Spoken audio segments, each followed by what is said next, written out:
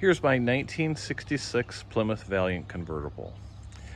Now, I'll do a thorough video on this sometime in the future, but today's little project is putting on some of this side trim.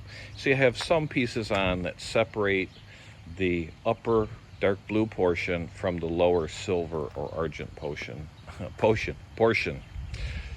So this side trim is something you get into when you have old cars, especially when it's, for lack of a better word, sort of an offbeat one. You know, it's not, say, a 60s Mustang or a Chevelle or a Camaro. And trying to find some of these pieces and even information can be pretty challenging. So this has been a project, just the side trim, for about 15 years. When I got my car about 20 years ago, it was missing one or two of the pieces. And it's not just the actual pieces, it's also the condition of the pieces, and then also the clips that attach it to the body. Now this is one of the side pieces of trim. And you know, it's hard to find these pieces because it's for only a 1966 Valiant and only the Signet version or the what Chrysler would call a Highline version. So that was only two-door hard tops. Hard top is a no post, and convertibles too. So you know, they made a lot of them, but no one really cares about 66 Valiants. So to find these specific pieces of trim gets pretty challenging. And then when you do, a lot of times they're in pretty sad shape. And these pieces are held on by various clips. Now there's about 40 of these clips for all 10 of these pieces, and there are 7 different versions of the clips. And how I know that is from looking at the parts manual and also taking apart, parting out some of these cars. So some are these little spring clips that look like this, that have a, you know, basically just take a nut on to hold it on. But not all of these attachments have access from the back side where you can thread the nut on.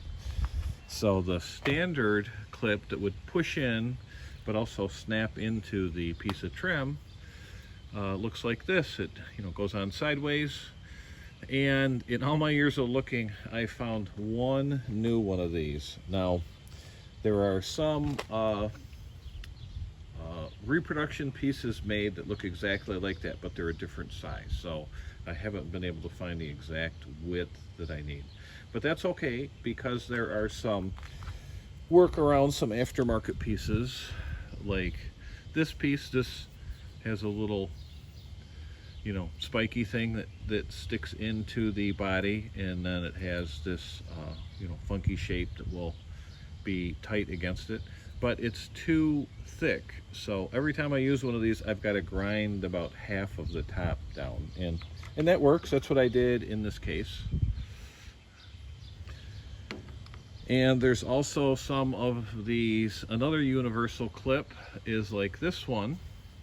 And you know, I've had to cut these down, the top and bottom, also cut off this little tongue, and I can make these work too. So there are, you know, workarounds. There are some current universal clips to use.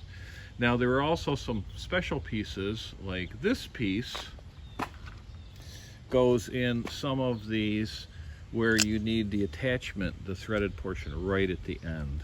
And actually that one is interesting because if you see it, it has a little curve to it because it's made for these rear ones that go around the rear wheel opening, and this piece needs to move to the edge. And you know, this trim's curves, it curves out from the car. So you know, this whole thing, tracking this down, is just been you know, it's a lot of detail, time, and effort, and that's what you get into with old cars. And if you buy something that's really common, where there's like a ton of aftermarket support, you know, and I'm thinking 60s Camaros and Mustangs. A lot of those types of problems of tracking those little special bits and pieces down, you know, are handled. So a little bit of success today. You know, I got this little piece of trim on.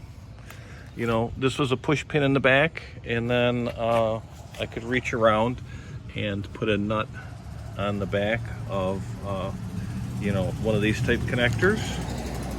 And then got the wheel lip molding on, and that's kind of a pain in the butt, lining up the holes in the fender and the screw, and it's really just a matter of screwing that on.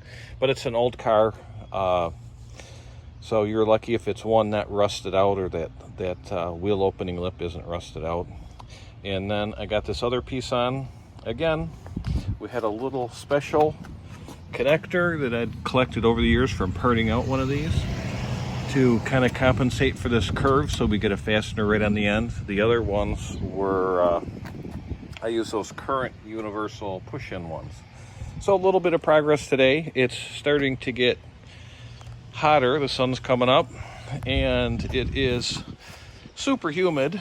So I'm going to call that a win for today, and progress will continue, and hopefully I get the other ones on soon.